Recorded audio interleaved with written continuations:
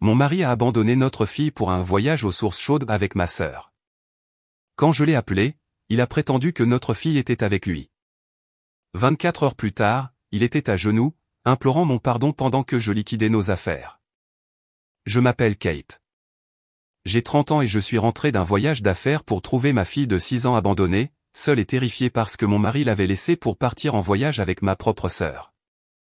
Avant de vous raconter comment j'ai écouté au téléphone alors que tout son monde s'effondrait autour de lui, laissez-moi savoir d'où vous regardez dans les commentaires. C'est drôle comme la mémoire peut vous jouer des tours. Quand je regarde en arrière maintenant, je vois notre vie ensemble comme un film où toutes les scènes heureuses ont été filmées sur un plateau qui était sur le point de s'effondrer. Mais à l'époque, je croyais vraiment que c'était réel. Notre mariage de 6 ans semblait solide, un rythme confortable de travail, d'accompagnement à l'école et de barbecue le week-end en banlieue. Mon mari, Daniel, était un bon pourvoyeur, un homme qui semblait prendre ses responsabilités au sérieux. Notre fille, Luna, une petite fille de 6 ans vive et pétillante, avec un rire qui pouvait chasser n'importe quelle tempête, était le centre de notre univers. J'ai un souvenir gravé dans mon esprit datant de quelques mois seulement avant que tout ne s'écroule. C'était un samedi après-midi paresseux. J'étais dans la cuisine et Luna, debout sur un tabouret, pressait assidûment des galettes de hamburger entre ses petites mains, une trace de ketchup sur sa joue. Elle était si concentrée, si fière. « Je prépare le dîner pour toi et papa », a-t-elle annoncé. Daniel est entré, l'a soulevée dans une étreinte et l'a fait tourner, la faisant crier de joie. Il m'a regardé par-dessus sa tête et a souri, un sourire sincère et chaleureux qui a fait que mon cœur a débordé. « Nous avons une belle vie, n'est-ce pas, Kate ?» avait-il dit. J'avais accepté sans hésiter. Nous avions une maison, un enfant en bonne santé, un avenir. Je pensais que notre fondation était construite sur le roc. Je n'avais aucune idée que ce n'était qu'une fine croûte recouvrant un abîme de mensonges. Les premières secousses étaient subtiles, faciles à ignorer. Le travail de Daniel, disait-il, devenait de plus en plus exigeant. Les soirées commençaient. D'abord, c'était juste après le dîner. Puis c'était manquer le dîner carrément. Bientôt, je m'habituais au bruit de sa clé dans la serrure bien après que je sois allé me coucher. Il se glissait à 23 heures, puis à minuit. Les excuses étaient toujours plausibles. Un dîner avec un client s'est prolongé. Nous poussons pour respecter une échéance. Puis les soirées se sont transformées en matins de bonne heure. Je me réveillais à 2 heures ou 3 heures du matin dans un lit vide à mes côtés. Une froide peur s'enroulait dans mon estomac jusqu'à ce qu'il finisse par rentrer en titubant, empestant la fumée de bar éventé et le whisky, prétendant que tout cela était pour une promotion qu'il poursuivait. « Je fais ça pour nous, Kate », insistait-il, sa voix défensive si j'évoquais même une question. Pour le fonds universitaire de Luna, pour notre avenir, il brandissait son rôle de pourvoyeur comme un bouclier, détournant tout besoin émotionnel que moi ou Luna avions. Notre maison, autrefois un lieu de chaleur et de rire, commençait à ressembler à une salle d'attente stérile. Le silence devenait lourd, rempli de ressentiments tacites. Luna, avec l'instinct irréprochable d'un enfant, ressentait le plus vivement le changement. Ma fille autrefois vibrante est devenue son fantôme. Elle passait des heures devant la fenêtre de devant, son petit visage pressé contre la vitre, attendant une voiture qui arrivait rarement à l'heure. Un soir, après qu'elle ait finalement abandonné et se soit blottie dans mes bras, elle a tourné ses grands yeux tristes vers moi et a murmuré les mots qui seraient à jamais gravés dans mon cœur. « Maman, je crois que papa ne m'aime plus. » Je l'ai serré si fort que je pouvais sentir ses petites côtes résister à mes propres larmes de rage. « Ne pense jamais ça, ma chérie ?» ai-je bégayé. « Papa t'aime plus que tout. Il est juste tellement occupé. » Mais même en disant cela, les mots avaient le goût de cendre dans ma bouche. Ma sœur Chloé était une présence fréquente pendant cette période. Elle avait 2 ans de moins que moi, et notre dynamique était gravée dans le marbre depuis l'enfance. J'étais la responsable, la pragmatique. Elle était l'artiste à l'esprit libre qui, selon nos parents, avait besoin d'un peu plus d'attention. J'ai toujours considéré ces pics occasionnels et ces éclairs d'envie comme un sous-produit de ses propres insécurités. Je ne les ai jamais reconnus comme les coups de semonce qu'ils étaient. Je me souviens qu'elle était venue peu de temps après que Daniel et moi ayons acheté notre maison. J'étais si fier, lui montrant le jardin où Luna jouerait, la chambre qui serait sa nurserie. Chloé avait regardé avec un sourire forcé et avait dit, c'est joli. Très domestique. Le mot est resté en suspens, un poison subtil. C'est moi qui lui ai présenté Daniel. Je voulais que les deux personnes les plus importantes de ma vie soient amies. Ils se sont bien entendus immédiatement, partageant un sens de l'humour sarcastique qui me laissait parfois à l'écart de leurs blagues. J'ai mis ça de côté. J'étais heureuse qu'ils s'entendent bien. Je n'aurais jamais imaginé que je lui donnais les clés pour détruire ma vie. Le souvenir d'un dîner de famille chez mes beaux-parents à Noël dernier me semble maintenant comme une scène de film d'horreur où l'on voit le tueur en arrière-plan et la victime est heureusement inconsciente. Mon beau-père John est un homme que je respectais profondément. C'est un sensei de judo retraité, un homme de force tranquille et de principes inébranlables. Il adorait Luna. Ce soir-là, il lui montrait une simple clé de poignet, lui apprenant à être forte. Il a regardé Daniel, qui était sur son téléphone, y prêtant à peine attention, et a dit avec une gravité qui a traversé la gaieté festive, le premier devoir d'un homme, Daniel, est de protéger sa famille. C'est son honneur sacré. Si tu perds ça, tu perds tout. Daniel avait juste grogné en réponse, mais j'ai vu les mots portés. Je n'ai jamais pensé qu'il serait celui qui prouverait que son père avait raison de la manière la plus dévastatrice possible. Le catalyseur de l'explosion fut, ironiquement, une opportunité de carrière pour moi. Mon patron m'a appelé dans son bureau, le visage rayonnant. Un client important lançait une nouvelle initiative et il voulait que notre cabinet la dirige. Il voulait que je m'envole vers leur siège social pour une session de stratégie de 2 jours. Réussir cela signifierait une promotion majeure et une augmentation substantielle. C'était tout ce pourquoi j'avais travaillé. Mais ma première pensée n'a pas été l'excitation. Ce fut une pointe d'anxiété. Qui garderait Luna? Ce soir-là, j'ai abordé le sujet avec Daniel. Il faisait défiler son téléphone, son visage éclairé par l'écran. Quand j'ai mentionné le voyage d'affaires, il s'est raidi. Pendant une fraction de seconde, j'ai vu une lueur de panique pure dans ses yeux avant qu'il ne la masque. Un voyage de 2 nuits, demanda-t-il, la voix tendue. Alors que je commençais à expliquer mes inquiétudes concernant la garde d'enfants, son comportement a complètement changé. Un large sourire, presque maniaque, s'est répandu sur son visage. Kate, c'est parfait, s'est-il exclamé, se redressant. Ne t'inquiète de rien. Tu y vas et tu leur cloues le bec. C'est une énorme opportunité. Je vais tout gérer ici. En fait, tu sais quoi? Je vais emmener Luna à cette petite escapade aux sources chaudes dont elle n'arrête pas de me supplier. Juste moi et elle. On va s'éclater. Ce sera du temps père-fille dont nous avons grandement besoin. La vague de soulagement qui m'a submergé était si puissante qu'elle m'a presque mis à genoux. Je me suis senti malade de culpabilité pour mes soupçons. Voilà qu'il était, mon mari, qui se portait volontaire, étant le partenaire solidaire et le père aimant que je savais qu'il était. Toutes mes peurs, toutes mes anxiétés, elles étaient juste dans ma tête. C'est moi qui créais des problèmes. J'ai jeté mes bras autour de lui, enfouissant mon visage dans sa poitrine. Merci, ai-je murmuré. Merci beaucoup. Les 2 jours suivants furent un tourbillon. J'ai fait ma valise, mon cœur se sentant plus léger que depuis des mois. J'ai embrassé une Luna ravie, lui promettant de lui rapporter un cadeau. J'ai pris la route pour l'aéroport, me sentant pleine d'espoir, croyant que ce voyage pourrait être la chose même pour réinitialiser notre famille, pour effacer la tension et nous ramener l'un à l'autre. Les réunions furent un succès retentissant. Non seulement nous avons obtenu le projet, mais nous avons terminé notre planification une journée entière plus tôt que prévu. Mon patron était ravi et m'a dit de prendre le jour supplémentaire pour moi. Je ne pouvais pas me rendre à ma voiture assez vite. J'allais rentrer à la maison et les surprendre. J'imaginais défoncer la porte pour les trouver fatigués et heureux de leur voyage, leur sac rempli de souvenirs stupides. J'ai conduit tout le long avec un sourire idiot sur le visage, la radio à fond, chantant des chansons que je n'avais pas entendues depuis des années. J'ai tourné dans notre rue juste au moment où le crépuscule peignait le ciel de nuances d'orange et de violet. La première chose que j'ai remarquée, c'est que la maison était complètement sombre.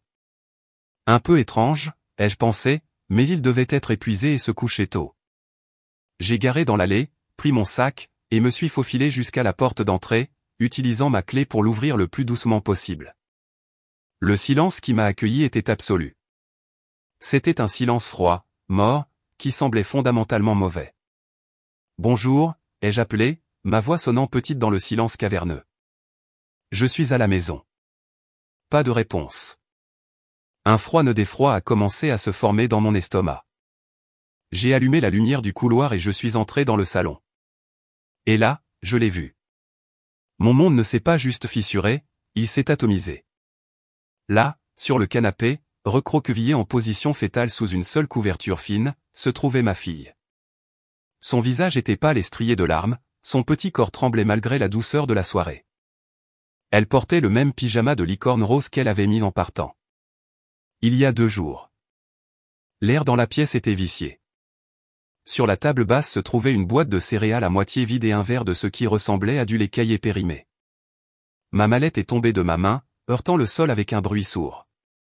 Je me suis précipité à ses côtés, mon esprit un vortex hurlant de confusion et d'horreur. « Luna, ma chérie, bébé, réveille-toi. Maman est là. » Ses paupières ont clignoté ouvertes. Pendant un moment, elle m'a juste regardé comme si elle n'était pas sûre que j'étais réel. Puis, son visage s'est effondré, et un cri est sorti de son petit corps, un son de solitude et de peur si profond qu'il me hantrait jusqu'au jour de ma mort. Elle s'est jetée dans mes bras, s'accrochant à moi avec une force désespérée.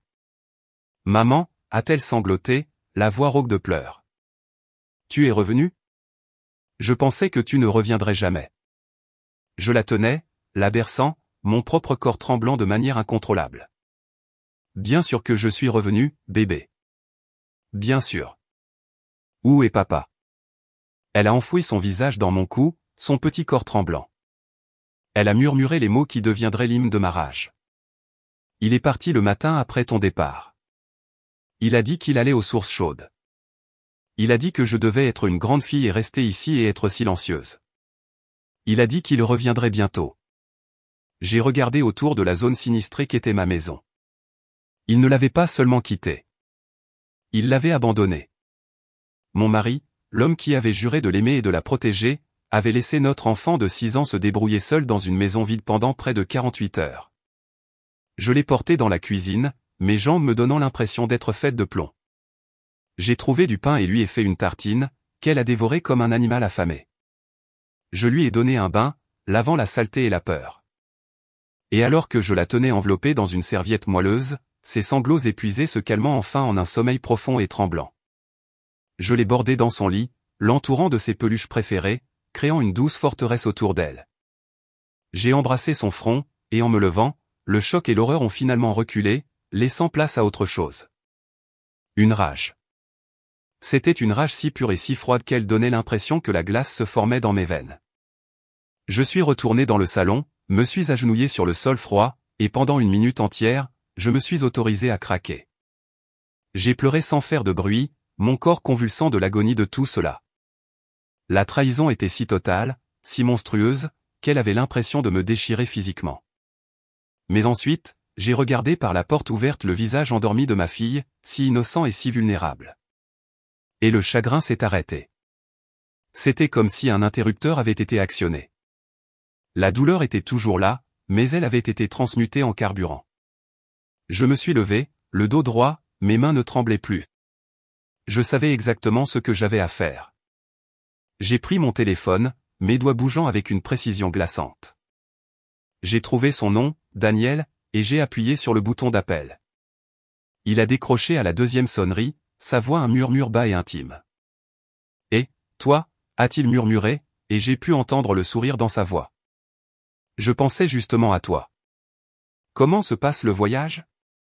J'ai égalé son ton, ma voix une imitation parfaite d'une épouse aimante. « Ça se passe très bien.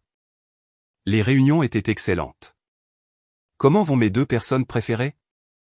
Tu t'amuses aux sources chaudes ? Oh, c'est incroyable, a-t-il menti, les mots sortant de lui aussi facilement que le souffle. L'eau est parfaite. Luna s'éclate. Elle dort juste à côté de moi, complètement épuisée par tout ce plaisir. Elle te manque, cependant. L'audace, la pure cruauté du mensonge, était à couper le souffle. Il peignait une scène de cartes Hallmark pendant que sa fille se remettait d'un traumatisme qu'il avait infligé. Ça a l'air merveilleux, ai-je dit, ma voix aussi lisse que du verre. Je suis tellement contente que vous ayez ce temps de complicité. J'ai fait une pause, laissant la pape pendre. En fait, quelque chose s'est produit. Mon patron a été tellement impressionné par ma présentation qu'il veut que je reste un jour de plus pour rencontrer les cadres supérieurs.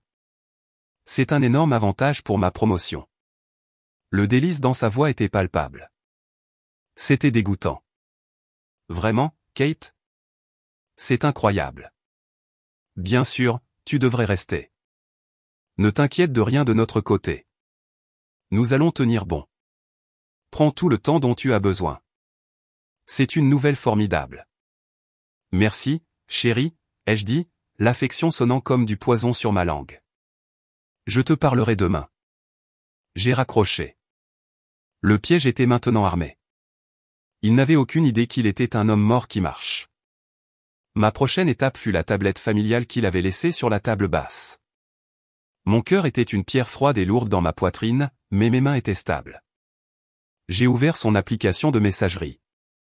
Ça n'a pas pris longtemps. Le fil était tout en haut, sous le nom de Chloé.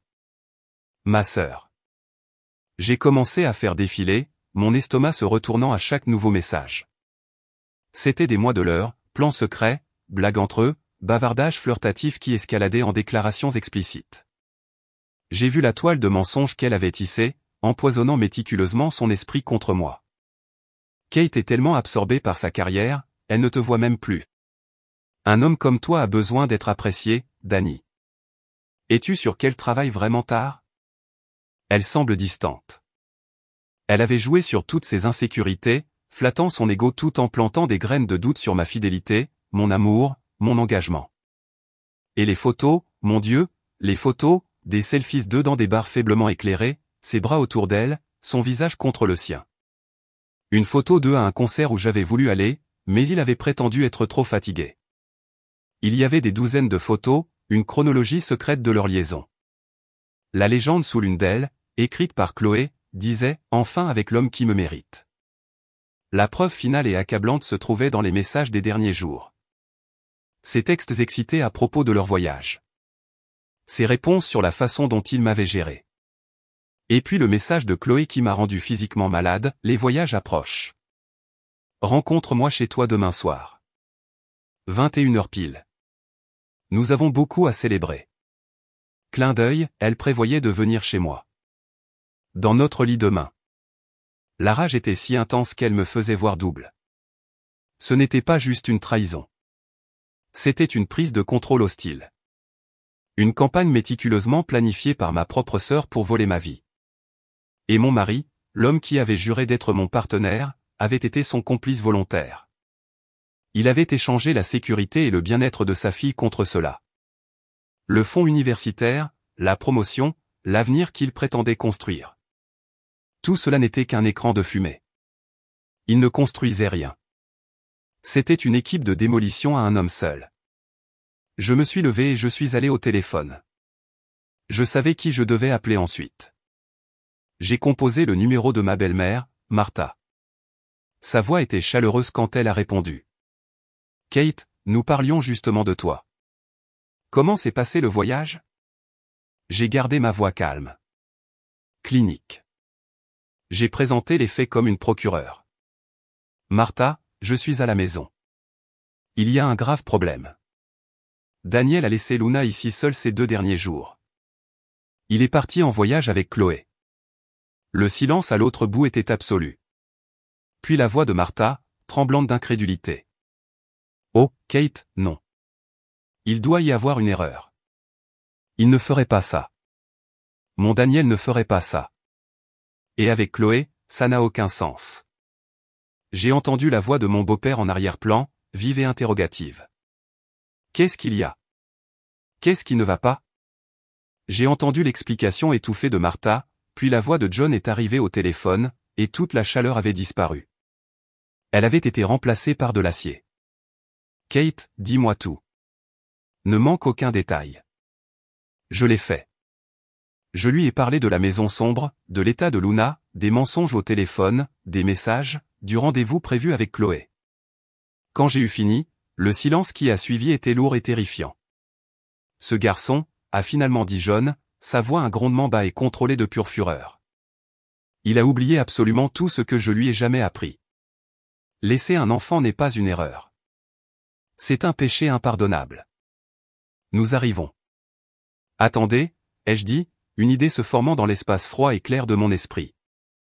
Laisse-le penser que tout va bien. Laisse-le y entrer. Je veux qu'il n'ait aucune idée de ce qui l'attend. Il y eut une pause. Compris, dit John, la voix sombre. Il fera face à son jugement. Après avoir raccroché, j'ai passé un dernier appel. J'ai cherché les services de déménagement d'urgence 24 juillet. Une femme à la voix fatiguée a répondu. J'ai expliqué la situation, ma voix ne trahissant aucune émotion. J'ai besoin de déplacer mes affaires et celles de ma fille hors d'une maison ce soir. Le plus tôt possible. Madame, il est plus de 22 heures, a-t-elle dit. Une intervention d'urgence comme celle-ci entraîne des frais d'intervention très importants. Le prix n'est pas un problème, ai-je dit. J'ai besoin que vous soyez ici dans l'heure. 90 minutes plus tard, un gros camion est entré dans mon allée. Des hommes trop costauds, silencieux, sont entrés dans ma maison. Pendant que Luna dormait, inconsciente, je suis devenu une générale commandant une retraite. J'ai parcouru les pièces, pointant mes vêtements, les livres et jouets de Luna, les photos de ma famille, les tableaux que j'aimais, le fauteuil à bascule antique qui avait appartenu à ma grand-mère. J'ai laissé toutes les affaires de Daniel intactes, ses costumes chers, sa collection de montres, ses clubs de golf. J'ai laissé l'album de mariage sur la table basse.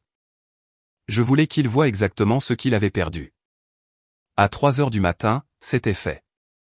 Ma moitié de notre vie avait disparu, entassée dans un camion. La maison résonnait de vide. J'ai écrit un chèque qui a vidé la plupart de mes économies personnelles sans hésiter. J'ai porté une Luna endormie dans ma voiture, l'ai attachée, et je suis parti de la maison que j'avais appelée chez moi sans un seul regard en arrière. Nous avons séjourné dans un hôtel extended stay propre et anonyme. J'avais une semaine. C'était plus que suffisant. Le lendemain fut un brouillard d'appels téléphoniques. J'ai trouvé le nom du meilleur avocat spécialisé dans les divorces de la ville. Une femme avec une voix de gravier et une réputation de requin. Je lui ai exposé les faits. Elle est restée silencieuse pendant un long moment après que j'ai eu terminé. Madame Evans, a-t-elle finalement dit, votre mari ne vous a pas seulement donné des motifs de divorce. Il vous a tendu la corde pour le pendre. Nous obtiendrons la garde complète, un accord généreux, et il aura de la chance s'il revoit sa fille en dehors de visites supervisées. Les mots divorce, avocat, et garde n'étaient plus des concepts abstraits. Ils étaient les outils de ma libération. Alors que le soir tombait le deuxième jour, un étrange sentiment de paix s'est installé en moi. J'avais déplacé toutes les pièces d'échecs en position. Il était temps de faire mat. À 8h45 précise, mon téléphone s'est allumé avec son nom. Je l'ai laissé sonner 2 fois, puis j'ai décroché, le mettant sur haut-parleur. Sa voix était un cri de panique, de disbelief et de rage. Kate, qu'est-ce qui se passe? Je viens de rentrer. La maison est vide. Où es-tu? Où est Luna? Que as-tu fait? J'ai laissé sa tirade me traverser. Quand il a finalement marqué une pause pour respirer, j'ai parlé, ma voix si froide qu'elle aurait pu geler le feu. Je suis là où je dois être, Daniel, avec notre fille en sécurité. De quoi parles-tu? C'est de la folie. On peut régler ça. Quoi que tu penses savoir, je peux expliquer, a-t-il plaidé, sa voix craquant. Tu peux? Ai-je posé la question qui flottait entre nous comme une guillotine. Tu peux expliquer pourquoi tu m'as dit que Luna dormait à tes côtés alors qu'elle était ici seule pendant 2 jours? Tu peux expliquer les photos de toi et de ma sœur? Tu peux expliquer pourquoi elle pense te rencontrer chez nous dans 15 minutes? Le silence de son côté était assourdissant. Il était pris totalement et complètement. Kate, s'il te plaît, a-t-il finalement gémi. J'ai fait une erreur. Une terrible erreur. Ne fais pas ça. Oh, Daniel, ai-je dit doucement. C'est déjà fait. Et tu devrais savoir que tu n'es pas le seul à qui j'ai parlé. Comme si sur commande, j'ai entendu à travers le haut-parleur du téléphone, un son à la fois banal et cataclysmique. Le carillon aigu et insistant de sa propre sonnette. Qui est-ce? A-t-il balbutié. Pourquoi tu ne réponds pas et tu découvriras, ai-je suggéré. J'ai entendu ses pas hésitants, le clic de la serrure, le grincement de la porte qui s'ouvrait, et puis une voix, pas forte, mais portant le poids d'une autorité absolue et d'une déception sans borne à tonner à travers le téléphone. C'était John, son père. Daniel, explique-toi maintenant. J'ai entendu un halètement aigu, puis le cliquetis distinct de son téléphone heurtant le plancher de bois franc, mais la ligne était toujours connectée. J'étais un public invisible du dernier acte de sa tragédie pathétique. J'ai entendu sa mère, Martha, pousser un sanglot de cœur brisé. J'ai entendu la voix de John, basse et venimeuse, le disséquer, non seulement pour l'infidélité, mais pour le péché capital. Je t'ai appris l'honneur. Je t'ai appris la responsabilité. Je t'ai appris que la valeur d'un homme se mesure à la façon dont il protège sa famille. Et tu as tout gâché. Pourquoi? Pour elle. J'ai entendu les tentatives pathétiques de Daniel de mentir, de détourner, de minimiser, mais c'était inutile. Ses parents se tenaient là, devant la preuve de son échec. Les pièces vides étaient ses accusateurs. Et juste au moment où la tension semblait ne plus pouvoir monter, l'univers a délivré le coup de grâce. La sonnette a retenti à nouveau. Une nouvelle voix, brillante et cycli-sweet, a traversé l'atmosphère furieuse. Danny Boy, je suis là, prête à célébrer. C'était Chloé, ma sœur. Elle était arrivée, ponctuelle comme toujours, pour sa fête de victoire. Un silence si profond qu'il semblait que l'air avait été aspiré hors de la pièce et descendu. J'ai imaginé la scène. Daniel, une épave d'homme, acculé par ses parents furieux, et Chloé entrant comme une héroïne conquérante. Un sourire suffisant sur son visage. Waouh, groupe difficile, dit-elle, son ton dégoulinant de sarcasme alors qu'elle examinait la scène. Qu'est-ce qui ne va pas? Quelqu'un est mort? C'est Martha qui a parlé la première, la voix tremblant d'une rage que je ne lui avais jamais entendue auparavant. Toi, espèce de déchet. Sors de la maison de mon fils. Le sourire de Chloé a vacillé. Elle a regardé Daniel, s'attendant à ce qu'il se défende. Mais Daniel était une coquille vidée. Il l'a juste regardée, la bouche bée. Réalisant qu'elle était seule, son masque de douceur est tombé, révélant le visage laid et narcissique en dessous. Elle a poussé un rire court et sec. Oh, s'il te plaît, a-t-elle ricané, regardant droit Daniel. Ne me dis pas que tu pensais vraiment que c'était une grande histoire d'amour. C'était un jeu, Daniel. Tu étais une conquête. Ma sœur avait quelque chose que je voulais, alors je l'ai pris juste pour voir si je pouvais. Et honnêtement, c'était pathétiquement facile. C'était ça. Le coup de grâce. Il n'avait pas seulement perdu sa famille pour l'amour. Il l'avait perdu pour un pari. Pour un caprice, pour quelqu'un qui le considérait comme un sport. J'ai entendu un son de lui alors, un cri étouffé, animal, de désespoir pur et dilué. Il a tâtonné pour trouver le téléphone par terre. Kate, a-t-il sangloté dans le combiné, sa voix un désastre irrégulier. Kate, je suis désolé. Je suis tellement, tellement désolé. Je ferai n'importe quoi. Je me mettrai à genoux. S'il te plaît, ne me quitte pas. J'ai écouté un instant ces lamentations pitoyables. Puis j'ai rendu mon verdict. Tu t'es agenouillé devant la mauvaise personne, Daniel, ai-je dit, et ma voix était le son d'une porte qui se fermait à jamais. Tu aurais dû t'agenouiller devant ta fille. J'ai mis fin à l'appel. J'ai bloqué son numéro. J'ai bloqué celui de Chloé. Je me suis assise dans la chambre d'hôtel silencieuse et stérile, et j'ai pris le premier souffle profond et pur de ma nouvelle vie. Les répercussions furent rapides et absolues. Mon avocat fut un miracle worker. Face à des preuves irréfutables d'abandon d'enfants et d'adultère, la position juridique de Daniel était inexistante. Le divorce fut finalisé dans un temps record. J'ai obtenu la garde exclusive complète de Luna, une pension alimentaire généreuse, et il a été ordonné qu'il reste à au moins 500 pieds de nous en tout temps. Sa vie professionnelle s'est effondrée tout aussi spectaculairement. Mon beau-père, un homme de parole, a clairement indiqué que Daniel ne faisait plus partie de la famille et ne verrait pas un centime de son considérable héritage. Mais c'est Martha qui a porté le coup final et écrasant. Elle a appelé son frère aîné, un associé principal de la société financière où travaillait Daniel. Elle a raconté calmement et factuellement les actions de son fils. Une semaine plus tard, Daniel a été convoqué aux ressources humaines et informé que son poste avait été supprimé en raison d'une restructuration d'entreprise. Sa réputation était en lambeaux. Claude, fidèle à sa nature, a disparu dès qu'il n'a plus été utile ou puissant. Il était laissé complètement seul, un paria dans sa propre vie. 6 mois se sont écoulés depuis cette nuit. Notre monde a été complètement reconstruit à partir de zéro. J'ai utilisé une partie du règlement pour investir dans la ferme de mes parents, l'endroit où je m'étais toujours senti le plus en sécurité. Nous avons emménagé dans la petite maison d'amis sur la propriété, échangeant le silence étouffant de la banlieue pour les doux sons de la nature. La transformation de Luna a été la plus grande récompense. L'enfant anxieuse et retirée a disparu. À sa place se trouve une fille vive et joyeuse avec les genoux tachés de terre et un sourire permanent. Elle passe ses journées à ramasser des œufs, à nommer les vaches et à cultiver son propre petit carré de fraises. La peur a quitté ses yeux, remplacée par la lumière vive et claire d'un enfant qui sait qu'elle est en sécurité et aimée inconditionnellement. J'ai trouvé ma propre guérison ici aussi.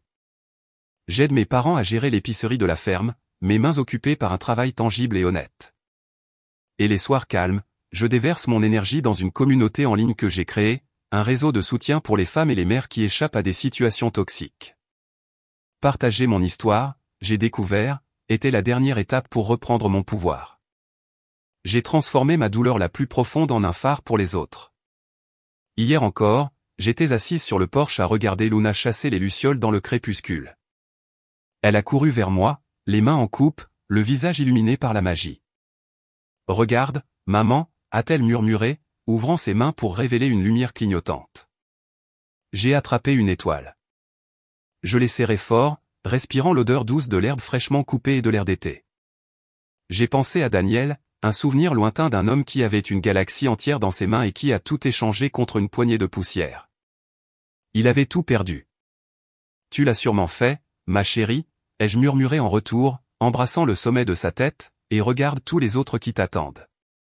Elle a levé les yeux vers le ciel, les yeux écarquillés d'émerveillement devant les milliers de lumières scintillantes. Et à ce moment-là, j'ai su avec une certitude qui s'est installée profondément dans mes os que nous étions exactement là où nous étions censés être. Nous étions chez nous. Merci beaucoup d'avoir écouté mon histoire. Ce n'était pas facile à partager, mais j'espère que cela pourra aider quelqu'un là-bas qui pourrait se sentir piégé ou invisible. Ma question pour vous est, qu'auriez-vous fait dans ma situation? Faites-le moi savoir dans les commentaires ci-dessous. Et si mon histoire vous a touché, veuillez donner un like à cette vidéo et vous abonner pour plus de contenu. Cela aide vraiment la chaîne. Merci encore.